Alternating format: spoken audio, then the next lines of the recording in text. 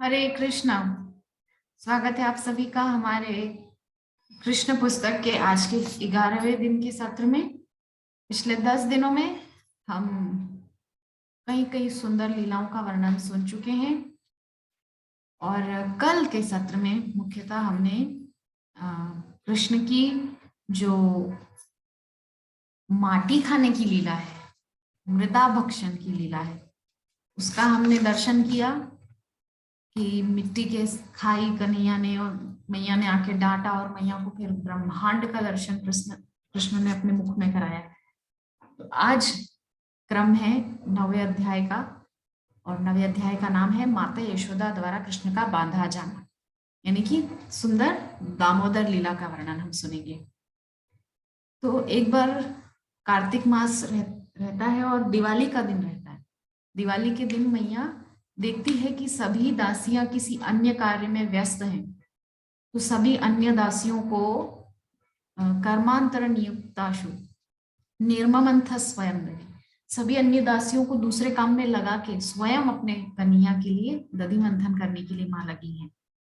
सुबह सुबह बिल्कुल प्रातः काल में एकदम तड़के सुबह 4 बजे मैया उठकर स्नान करके सुंदर रेशमी वस्त्र धारण किए हैं, सुंदर बालों को गोद करके वेणी लगाई है माँ ने। इसके पश्चात माँ ने बहुत सुंदर श्रृंगार किया है, हाथों में, दोनों हाथों में बहुत सारी चूड़ियां माँ ने पहनी है और दधि मंथन करने के लिए माँ बैठी है। दधि मंथन कर रही है माँ, तो दोनों हाथों की चूड़ियां खूब जोर जोर से बज रही है। बालों में जो वेणी जो फूल गुथे हुए हैं वो एक एक टुकड़ा टुकड़ा करके निकल रहे हैं, झड़ रहे हैं बालों में से। खूब सुंदर माँ का श्रृंगार है और दधि मंथन करते हुए मनसा वाचा कर्मणा तीनों रूप से कृष्णमय है यशोदा मैया। मन में कृष्ण की लीलाओं का चिंतन कर रही है, वाणी से उनका नाम गा रही है और कर्म उन्हीं के लिए कर रही है, उन्हीं के लिए दधि मंथन कर रही है, उन्हीं के लिए माखन निकाल रही है अपने हाथों से। इतनी सुंदर ये लीला है। तो माता कृष्ण का ही विचार कर रही है, इसलिए माता के पयोधरों में दूध उतर आए हैं, कृष्ण का ही चिंतन कर रही है। उधर कृष्ण सो रहे थे, अचानक उठ के आ गए माँ के पास और माँ का पल्लू खींचकर बोलने लगे, माँ को भूख लगी है मैया। तो हम चर्चा कर रहे थे कि किस प्रकार से माँ पूरी तन्मयता के साथ कृष्ण के लिए नदी मंथन कर रही है। तो जैसे ही कृष्ण की नींद खुली है, माँ के पास आकर के माँ से कहने लगी, मैया माँ को भूख लगी है। तो माँ के दुल्हार को बढ़ाने के लिए वे चाहते थे कि माता दही मथना बंद करे और पहले उनको दूध पिलाए। वे माता को ये बताना चाह रहे थे कि माँ का पहला कार्य है बच्चों को दूध पिलाना, दही मथना बाद का कार्य है। तो यशोदा ने कन्हैया को गोद में ले लिया और दही मथना बंद कर दिया और मैया हंस हंस के मुख की सुंदरता को देख रही है। कृष्ण दूध पी रहे हैं, स्तनपान कर रहे हैं और मैया देख रही है कन्हैया के मुखार बिंदु को, सुंदर बाल गोपाल को निहार रही है मैया और माथे पे हाथ फेरती जा रही है बार बार। तब माँ को अचानक ध्यान आया कि चूल्हे पर पद्मा गाय का दूध है और कृष्ण को इस पद्मा गाय का ही दूध पिलाया जाता था। तो ये कोई विशेष गौ माता थी जिसका जिसका दूध केवल कृष्ण को ही दिया जाता था। बहुत ही अच्छी नस्ल की गाय, बहुत ही उच्च नस्ल की गाय, देशी ऐसी गौ माता का दूध कृष्ण को पिलाया जाता था माता के दूध के अलावा। तो कृष्ण जो है दूध पी रहे थे बड़े प्रेम से। तब तक मैया ने सोचा कि अरे वो चूल्हे पर रखा हुआ दूध उबल जाएगा और बाहर गिर जाएगा। और दूध जो है वो अपने आप में क्या विचार कर रहा है, यहाँ पर हम थोड़ा सोचें। तो दूध जो है वो मन मन में सोच रहा है कि अगर अपनी माँ का ही दूध पीकर ये संतुष्ट हो गए तो हमारा तो जीवन व्यर्थ है, क्योंकि हम तो इनकी सेवा करने के लिए ही आए हैं। जो दूध है पद्मा गाय का वो अपने आप में सोच रहा है। कि अगर ये माँ का दूध पीकर ही संतुष्ट हो गए तो फिर हमारी तो इनको आवश्यकता नहीं रहेगी। इसीलिए आत्महत्या करने के तरीके से वो दूध उबल उबल के अग्नि में गिरने लगा। मतलब वो दूध अपने आप को जला रहा है कि अब मेरे जीने का कोई मतलब नहीं है, क्योंकि कृष्ण तो अपनी माँ का दूध पीकर संतुष्ट हो जाएंगे, तो हमारी तो आवश्यकता नहीं रहेगी। इस प्रकार से वो दूध अपने आप में दुखी हो होकर आत्महत्या करने लगा, अग्नि में गिर गिर कर। तब तक मैया ने सोचा कि जाकर के मैं उसको, जो तपेला है दूध का, जो पतीला है, बर्तन है, उसको मैं नीचे उतारूं, वरना दूध सब नष्ट हो जाएगा, क्योंकि वो बहुत मुख्य जो कृष्ण को दूध पिलाया जाता है उस गाय का दूध है, वो कोई साधारण दूध नहीं है। वो अगर नष्ट हुआ तो जो है, मैया जानती है कि बालक को कष्ट होगा। अगर दूध कृष्ण के लिए रखा है और वो कृष्ण को ना मिले और अग्नि में जल के नष्ट हो जाए तो उससे बालक को भी कष्ट होगा। इसीलिए कृष्ण की ही हितैषणी है माँ, कृष्ण का भला चाहती है, इसीलिए वो चाहती है कि जाकर तुरंत मैं चूल्हे से दूध को उतार लूं। तो मैया ने क्या किया, लाला को गोद से उतारा, नीचे बिठा दिया और भागी है रसोई की तरफ। चूल्हे पे से उस तपेले को उतार करके नीचे रख दिया। इधर कन्हैया को आया बया बड़ा गुस्सा। कन्हैया ने सोची, अरे मैया को दूध ज्यादा प्यारा है या पूत ज्यादा प्यारा है? यहाँ पूत दूध के बिना रो रहा है और वहां दूध ले उतारने चली गई। अभी बताता हूँ। तो तुरंत एक लोढ़ा, एक पत्थर होता है छोटा सा, जिससे सिलबट्टे पे वो मसाले वगैरह पुराने समय में माता लोग पीसती थी, तो वो लोढ़ा लिया और मटकी के नीचे से मारा, क्योंकि अगर ऊपर से मारते तो आवाज जोर से होती। चालाक है, इसीलिए नीचे से लोढ़ा को जोर से मारे, मटकी फूट गई और सारा दही नीचे बिखर गया, माखन दही सब। अब माखन लेकर के एकांत स्थान में बैठकर चुपचाप खा रहे हैं। एकांत में जाकर माखन खाने लगे। इस बीच यशोदा उस दूध को ठीक ठाक करके पुनः आई, देखा कन्हैया नहीं, कहाँ गया, और देखा कि मटकी फूटी हुई है। पहले तो मैया हंसी है, ये देखो बालक में शक्ति आ गई है, इतना बड़ा लोढ़ा उठा के और मटकी में दे मारा। तो थोड़ा माता को अच्छा लगा, हंसने लगी और सोच रही है कार्य है उसी का। सोचने लगी बालक बहुत चतुर है, मटकी तोड़कर इस स्थान से दंड के भय से चला गया। सोच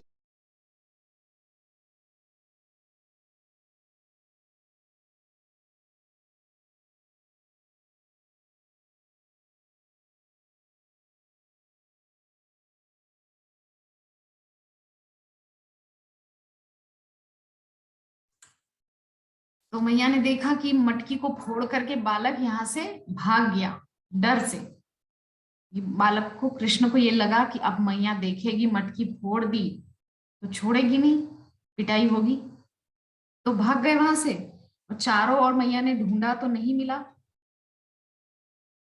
तो एक उखल रखा था आंगन में, उस उखल के ऊपर चढ़ गए और बंदरों को माखन लुटा रहे, बंदरों को खिला रहे। उलूखलांग्रे रूपर व्यवस्थितम मरका नाम, मतलब बंदरों को खिला रहे हैं, उखल के ऊपर बैठ करके आराम से, और बंदरों को माखन खिला रहे हैं।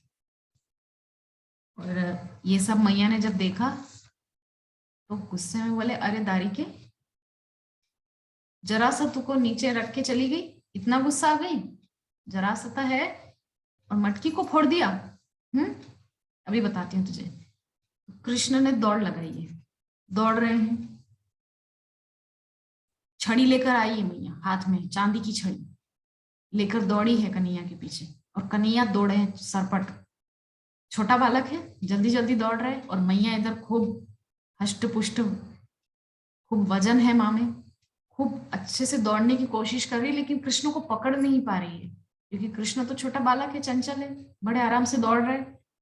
तो माता यशोदा और श्री भगवान को पकड़ने के लिए घर के चारों कोनों में पीछा करती रही, जिन तक बड़े बड़े योगी भी ध्यान समाधि द्वारा नहीं पहुंच पाते हैं। सोचने की बात है।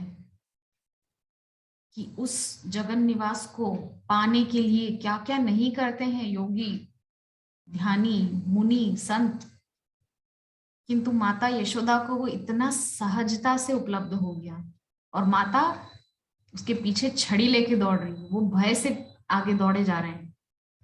तो दूसरे शब्दों में योगियों तथा चिंतकों द्वारा पकड़ में न आने वाले भगवान श्री कृष्ण यशोदा माता जैसी महान भक्त के साथ एक शिशु की भांति खिलवाड़ कर रहे थे, किंतु माता यशोदा अपनी पतली कमर तथा भारी शरीर के कारण तेज दौड़ने वाले बालक को सरलता से पकड़ न पाई।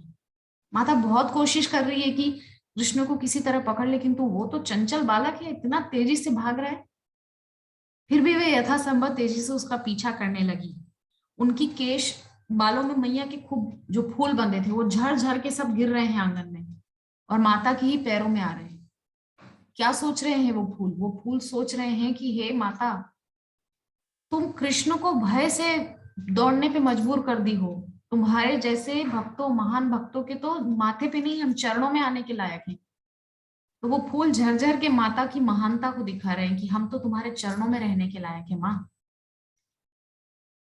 किंतु जिस जिस भांति से वे नटखट बालक तक पहुंच गई और कृष्ण को उन्होंने पकड़ लिया और कान पकड़ के बोल रही है, ले अब भाग के दिखा, बताऊंगी तो को। जब कृष्ण को पकड़ लिया मैया ने तो रुदंतम मुहुर, बार बार रो रहे हैं और आंखों को ऐसे मीड़ रहे हैं। युग्म नेत्रम मृजंतम, दोनों आंखों को ऐसे ऐसे करके खूब मसल मसल के आंखों को मीड़ मीड़ के आंखों को रोए जा रहे हैं, जिससे सारा काजल बह बहकर कपोलों पर आ गया। इतना सुंदर दृश्य है वो। और उसी दृश्य को कुंती माता याद कर रही है। कब? जब कृष्ण हस्तिनापुर से जा रहे हैं द्वारिका के लिए, तब माता उनको रोक कर, कुंती माता, और सारी वो लीलाएं याद कर रही। बोले आपने ऐसी ऐसी अद्भुत अद्भुत लीलाएं की। तो बालक ने अपने पास खड़ी अपनी माता के मुख को देखा और भय के कारण उनकी आंखें बेचैन हो गई।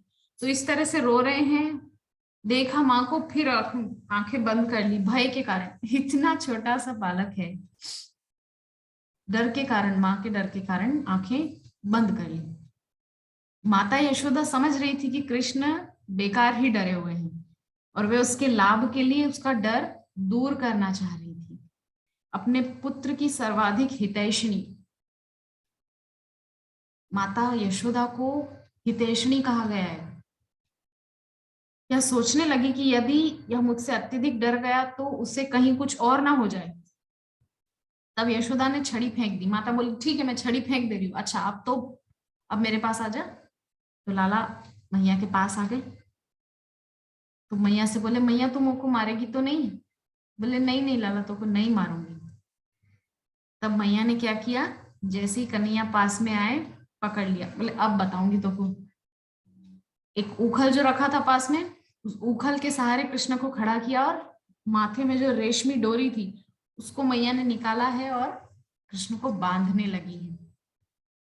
कृष्ण को बांधने लगी है मैया, दोनों हाथों से बांध रही है, लेकिन 2 अंगुल छोटी पड़ गई। फिर मैया डोरी और लेकर आई, जो गोपियां खड़ी थी उनसे और डोरी मंगवाई, लेकिन फिर 2 अंगुल कम। इस प्रकार से कितनी भी कोशिश कर रही है माँ, 2 अंगुल रस्सी कम पड़ती जा रही है। तब कृष्ण ने देखा कि माता बहुत परिश्रम कर रही है, पसीना पसीना हो गई है। तो माता को परिश्रमित देख करके, उनके मुख पर वो श्वेत कण देख करके कृष्ण ने कृपा पूर्वक बंध गए हैं। यहाँ समझने वाली बात यह है, कृष्ण को आप अपने परिश्रम से बांध नहीं सकते। कृष्ण को कृपा पूर्वक, उनकी कृपा के फलस्वरूप ही बांधा जा सकता है। जब वो कृपा करें और बंध जाए हमारे बंधन में, तो ही वो किसी के हो सकते हैं। उनकी कृपा के फलस्वरूप ही वो मिलते हैं। तो इस प्रकार से कृष्ण को बांध पाना उनके लिए असंभव था। माता सोच रही थी कृष्ण छोटा सा शिशु है, वो ये नहीं जान पाई कि यह बालक अनंत है, इसका ना बाह्य है, ना अंतर है, ना कुछ है। आदि अंत मध्य कुछ नहीं है इस बालक का, सबसे परे है, असीम है, सर्वव्यापी है। निस्संदेह वे ही यह संपूर्ण दृश्य जगत है। सब कुछ जो कुछ हम देख रहे हैं, नहीं देख पा रहे हैं, वो सब कुछ कृष्ण है एकमात्र। फिर भी यशोदा कृष्ण को अपना नन्हा मुन्ना सा बालक समझ रही थी। यद्यपि ये समस्त इंद्रियों की पहुंच के बाहर हैं, तो भी वे उन्हें काष्ठ के ऊखल से बांधने का प्रयत्न कर रही हैं। किंतु जब वे उन्हें बांधने लगी तो रस्सी छोटी पड़ गई। तो श्री कृष्ण को बांधने के प्रयास में जब माता बहुत थक गई, तो माता को इतना श्रम करते देख कृष्ण को दया आ गई और कृपा पूर्वक वो स्वयं ही बंधन में बंध गए। कृपया सीत स्व बंधने, कृपा करके स्वयं ही बंधन में आ गए। मां नहीं बांध पाई उनको, कृपा करके स्वयं ही बंधन में आ गए। कृष्ण माता यशोदा के घर में एक मानवी बालक की भांति अपनी चुनी हुई लीलाएं कर रहे थे। निस्संदेह भगवान को अपने वश में कौन कर सकता है। शुद्ध भक्त भगवान के चरण कमलों पर स्वयं को अर्पित कर देता है, चाहे वे उसकी रक्षा करें या उसे मिटा दें। जो भक्त होते हैं वो अपने आप को सरेंडर कर देते हैं, ये नहीं सोचते कि अब हमारा क्या होगा, वो सब भगवान पे छोड़ देते हैं। भगवान अच्छा करे बुरा करे ये सब उनकी इच्छा, उनको जो हमारे लिए उचित लगे वो हमारे साथ करे। तो कृष्ण अपने भक्तों के लिए सभी प्रकार की मुक्ति देते हैं, किंतु उन्होंने यशोदा को जो वरदान दिया उसको अनुभव ब्रह्मा जी, शिव जी या लक्ष्मी देवी तक को कभी नहीं हो पाया। हम सब जानते हैं कि प्रहलाद जी ने भी सप्तम स्कंद में कहा है कि जो आपने मुझे दिया है ना, वो तो आपने ब्रह्मा जी, शिव जी और अपनी पत्नी लक्ष्मी तक को नहीं दिया है। ये अंतर है भक्तों में।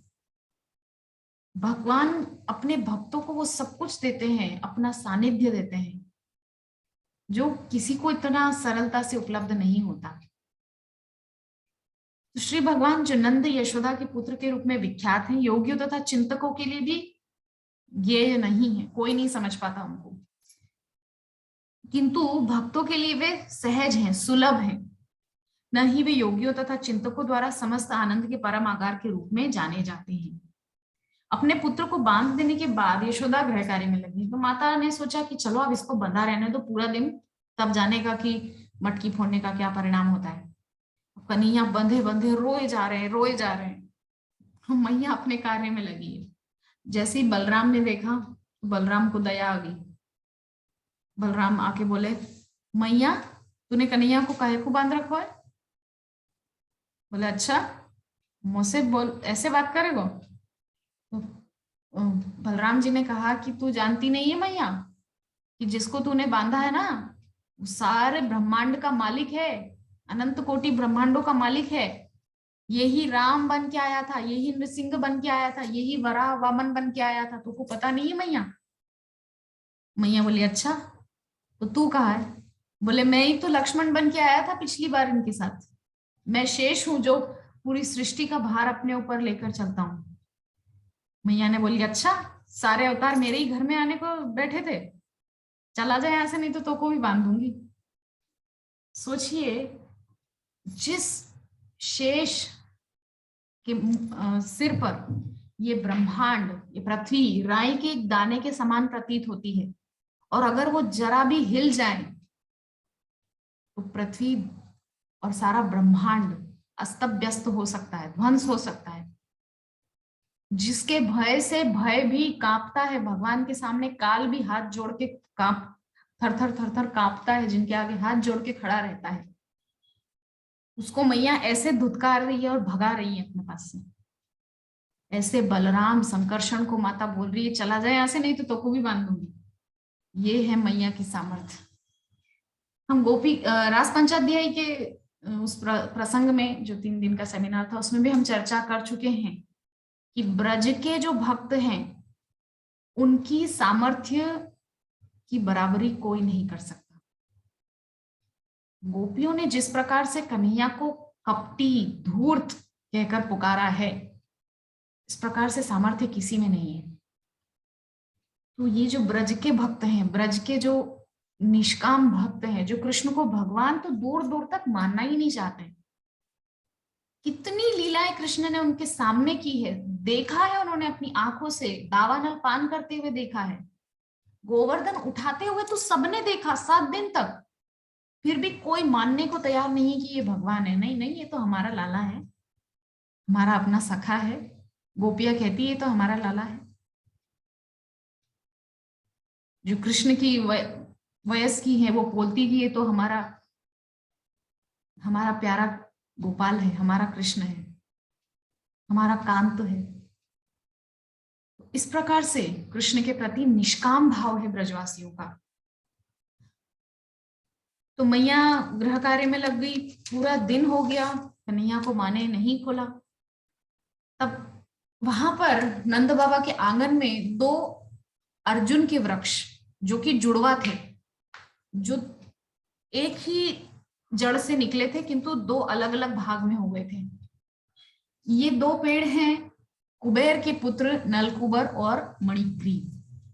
तो नलकुबर मणिग्रीव एक बार गंगा जी में नग्न होकर स्नान कर रहे थे। साथ में उनके कुछ अप्सराएं थी, देवलोक की कुछ कन्याएं थी। किंतु नारद जी को आता देखकर जैसे ही दूर से दिखे नारद जी उन कन्याओं को, उन्होंने तो सकपका के तुरंत अपने वस्त्र पहन लिए।